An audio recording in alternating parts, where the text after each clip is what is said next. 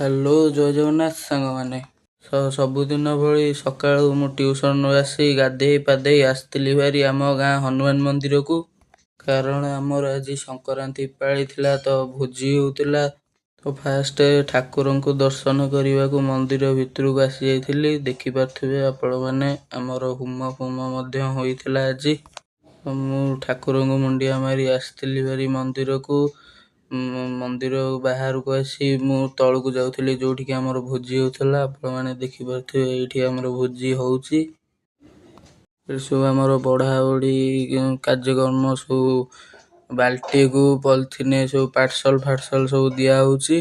ମୁଁ ତଳକୁ ଆସି ଥାଳିଆ ଧରି ଆସିଥିଲି ଭାରି ଖାଇବାକୁ। ଦେଖିପାରୁଥିବେ ଭାତ ଡାଲମା ଖଟା ଆଉ ସାଲଡ଼ ହେଇଥିଲା, କ୍ଷୀରି ହେଇଥିଲା, କିନ୍ତୁ ମୁଁ କ୍ଷୀରି ଖାଏ ନାହିଁ।